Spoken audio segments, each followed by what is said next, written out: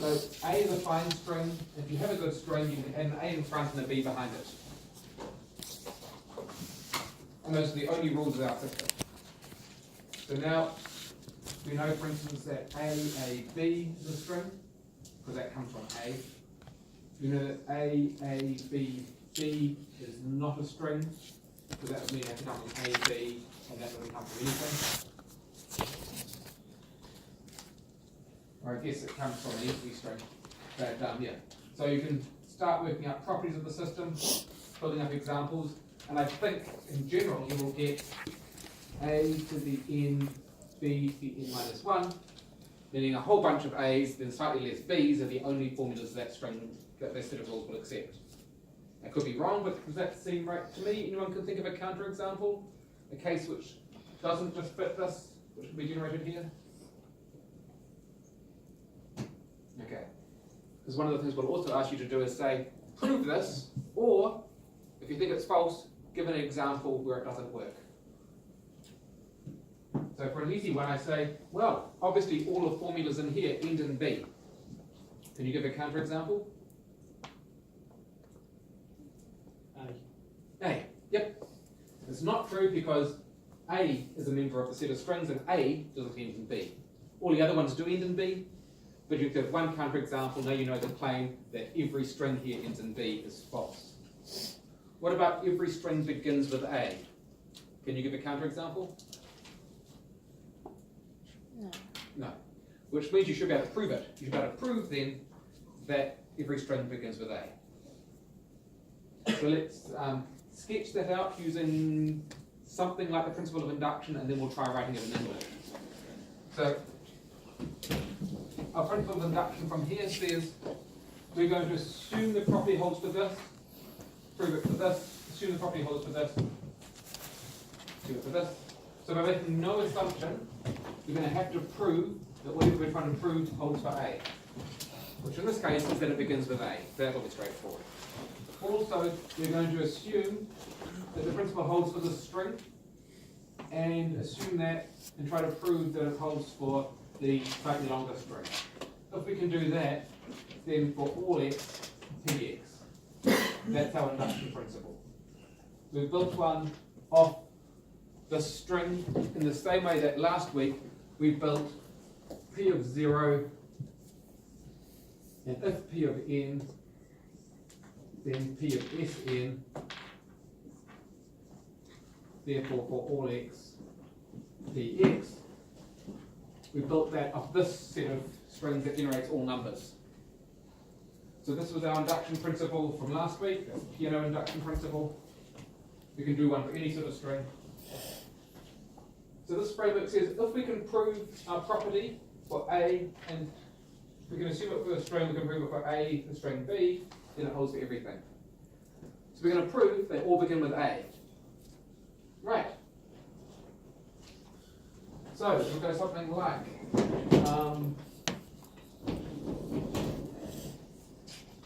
A begins with A.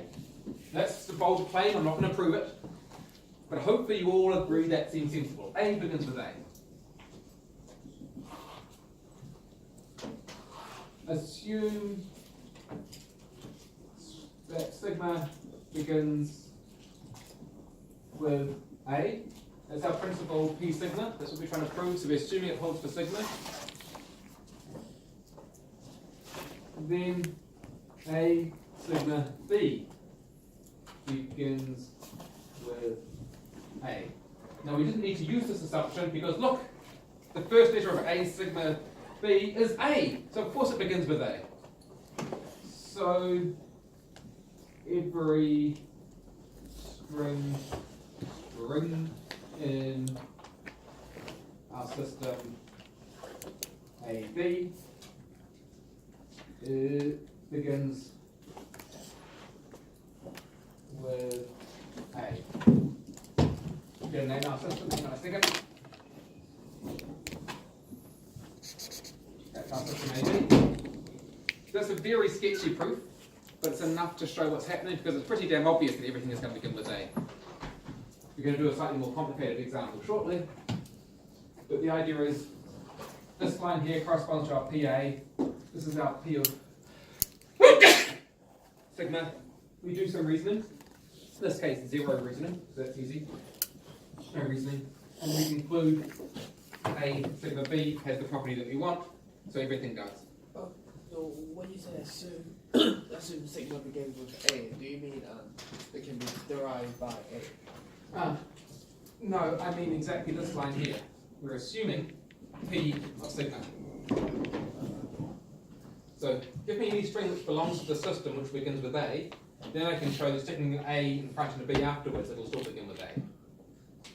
Now, of course, it doesn't need to use the fact that it begins with A because I'm sticking an A in front of it, but that's the pattern. Here's a slightly more interesting example of it. Let's prove that there's more A's than B's in every member of this system. So this was just like a very light framework. Now, proving there's always going to be more A's than B's, right? There's always going to be one more A than B in the system. We're happy with that? Intuitively, because we start with an A, then we add an A and a B each time. There's always going to be one more A. So now we're going to prove this. Okay, proof. First we need to prove it for A. A contains one A and no B's. So contains more A's than B's. Right, that's our first statement done. And you could write it quite differently, but that's the sort of idea. It's just an English statement saying, here's what we know about A, so it has more A's than B's in it. Look, one of these, none of those. So we've shown our P of A. Now, we're going to assume sigma has more A's than B's. Then A sigma B has one more A and one more B than sigma has. So we're saying more A's than B's, we're going to add one to each side. This is still going to be bigger than that.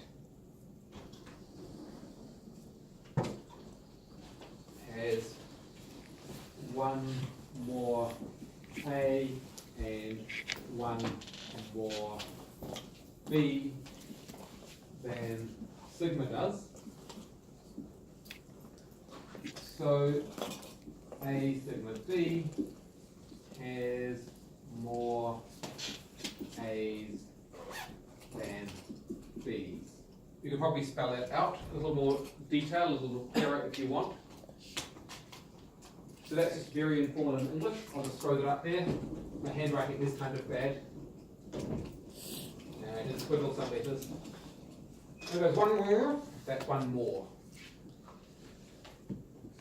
We could also just do that slightly more formally. I'm going to write that out more formally. Let A of x equals the number of A's in x, and B of x equals the number of B's in x. A of sigma is greater than B of sigma. We know this because there's more A's than B's in sigma. The number of A's in A sigma B equals the number of A's in sigma plus 1. The number of B's in A sigma B equals the number of B's in sigma plus 1.